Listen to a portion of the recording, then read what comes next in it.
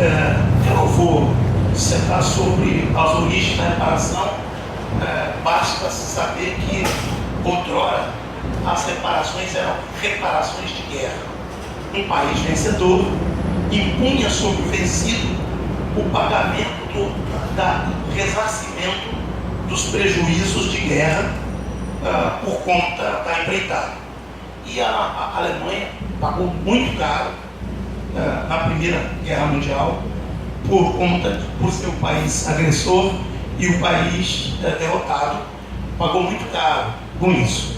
Já na Segunda Guerra, inicia-se um conceito diferente de reparação. E pela primeira vez, depois da Segunda Guerra, se ouve falar em reparação de povos que foram, de alguma maneira, violentados pelo processo de guerra. Então, nós temos como o maior exemplo os judeus, que recebem reparações da Alemanha por conta da expropriação dos seus bens, por causa do escravismo, por causa da violência e do extermínio deles durante o nazismo. Nós temos o caso de coreanas que foram mantidas como escravas sexuais dos japoneses e que uma associação na Coreia briga por isso durante muitos anos e consegue reparação para essas pessoas que ainda estão vivas ou para os seus descendentes. Nós temos ainda um terceiro caso bastante conhecido de uma ilha nas Antilhas que foi destruída, foi ocupada pelos japoneses, foi destruída totalmente durante a guerra. Esses caras entram no tribunal de Haia com um processo de reparação e conseguem um acordo de reparação com o Japão que envolve a transferência de tecnologia de cultivo de arroz, que os japoneses dominavam muito bem. E esse povo é um povo, quase todo mundo na Ásia, bastante consumidor de arroz. Só que eles plantavam de uma maneira sem tecnologia, então eles exigem que os japoneses transfiram tecnologia para eles. Exigem que os japoneses construam uma universidade agrícola na ilha para os cidadãos nativos daquela ilha.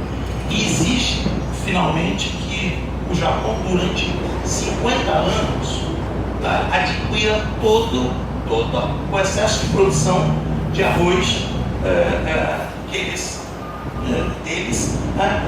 como uma forma de importação, ou seja, de entrada de verba para esse país.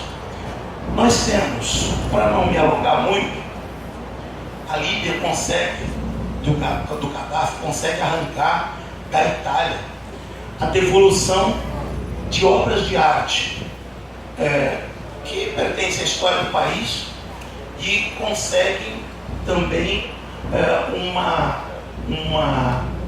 reparação financeira de 70 milhões de dólares por ano.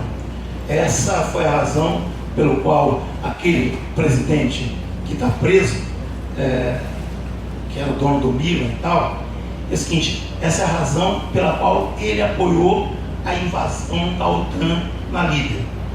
Foi destruída toda a infraestrutura da Líbia e, por tabela, também as obras de arte que tinham sido devolvidas pela Itália. O objetivo do... como é que chama mesmo? Berlusconi.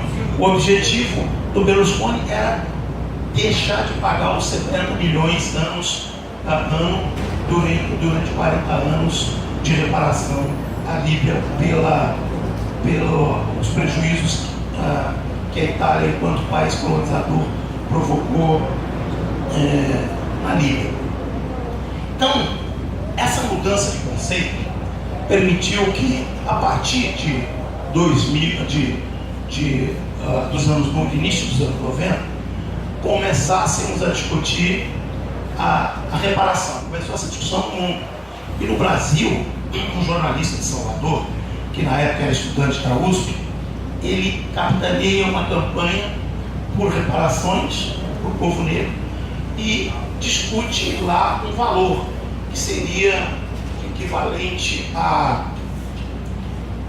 período de vida útil e produtiva de uma pessoa, 30 anos, multiplicado pelo salário mínimo, por 12 salários mínimos ano, e que daria, na época, alguma coisa, e transformado em dólar, que na época daria alguma coisa em torno de 157 mil dólares por descendente de africano.